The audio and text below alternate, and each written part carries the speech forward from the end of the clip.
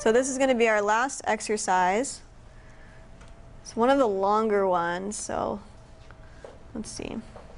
If we go back home, yeah, it's just called nested data. And, oh, I guess it's not as long as I thought it was. So let's just go through these quickly. So here we are creating just an empty array, and we're assigning it to the variable friends. Friends, here we're pushing from our animals collection the very first value, which is an object that has a value, that has a property username. So we're adding the username property. In this case, we can see that it's Mittens from the previous exercise, as well as the first index really value, which is Daffy Duck. And notice that for this syntax for the dot push, you can actually pass in more than one value, and it will just add both of them in order.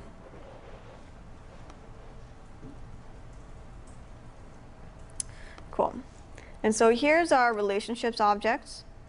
So we are, in our relationships object, we can have different types of relationships. So one of those might be our friends relationship. And our friends, again, is just our object with Mittens and Daffy Duck. And now our relationship object has a property called friends with the value of an array that looks like this. And we can inspect that. Actually, we can't because I don't have previous. So then when you console.log relationships, it's going to look like this object. And if you wanted to count the keys, you can use this handy object.keys method. It will return an array of all the properties, and then you could take the dot length. And so we see here that our object, our relationship object, has one key, friends, and therefore our length is then 1. So we have our friends, and then we also have our matches.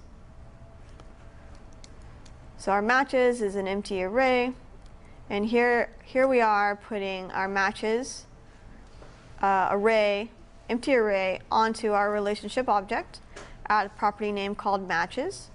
And this is, again, with our nested, we keep adding on our commands. So the first thing, our first command would be like, here's our access our relationships object. Second one would be access that matches property, and then the third one would be to push this value pig onto that. Then we can console.log our relationships, and we can see now that we have a few things in our relationship object. Let's wrap it.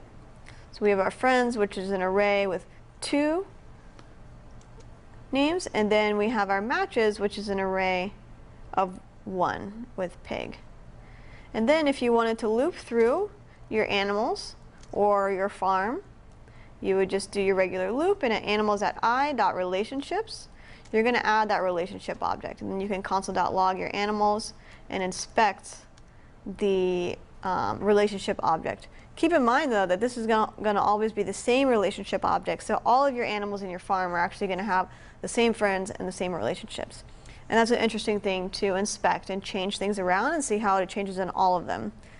And again, that's only true for things like array objects and functions. For strings, numbers, booleans, all those primitive values, that's not going to be true. Awesome. So any questions about what I just went over?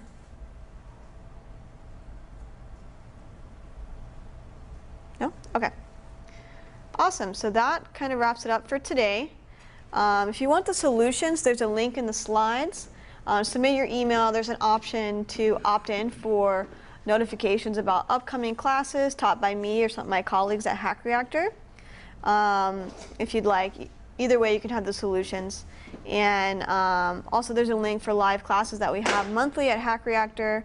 We are going to do this class actually on Sunday, so if you know anyone in the San Francisco area that's interested, there's a few spots left there. And yeah, and you could just check the meetup for that.